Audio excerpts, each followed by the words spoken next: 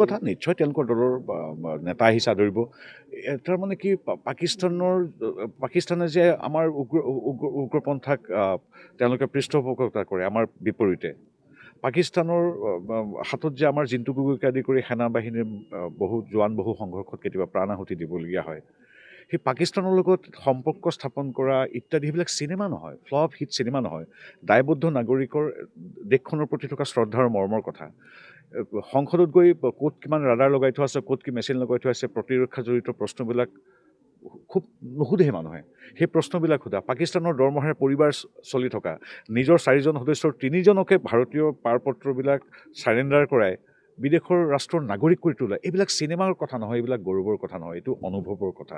সকলো কথা চিনেমা হ'ব ফ্লপ হ'ব আমুক হ'ব মূল কথাটো হ'ল তেওঁ SITত কি আছে এইটো মই নাজানো সাধাৰণ নাগৰিক হিচাপে আমি যি জানো পাকিস্তানলৈ কিয় যায় মানুহ পাকিস্তান নাযায় নহয় এই মানুহখিনি নাযায় নহয় অনুষ্ঠান চাই থকা মোক গালি পাৰি থকা কংগ্ৰেছৰ সদস্যজনো নাযায় যুৱ কংগ্ৰেছৰ সদস্যজনো নাযায় কিয় যাব পাকিস্তানলৈ যদিহে তেওঁ খেলুৱৈ নহয় কূটনীতিবিদ নহয় ৰাষ্ট্ৰৰ অনুমতি লৈ গৈছে বেলেগ কথা তেওঁৰ বোলে তাত কিছু ধৰ্মীয় পীঠস্থানত তেওঁ তাত পৰ্যটক হিচাপে গৈছে সেই নিৰ্দিষ্ট 10-12 হাজাৰ মানুহ বাদ দি মনে মনে যোৱা মানুহটো আমি দেখা নাই যিটো কথা 10 বছৰ লুকুৱাই ৰাখিছিল গতিকে এইবিলাক চিনেমা ফ্লপ হিট এইবিলাক কথা নহয় দেশৰ প্ৰতি থকা দায়বদ্ধতাৰ কথা পাকিস্তানৰ প্ৰেমৰ কথা পাকিস্তানৰ প্ৰতি থকা ভাৰতীয় নাগৰিক এজনৰ সাংসদ এজনৰ প্ৰেমৰ কথা এইবিলাক চিনেমাৰ কথা নহয় ইমান পাতলীয়া কৰি উৰুৱাই দিলে নহ'ব অসমবাসী ৰাইজে কথাখিনি সিদ্ধান্ত ল'ব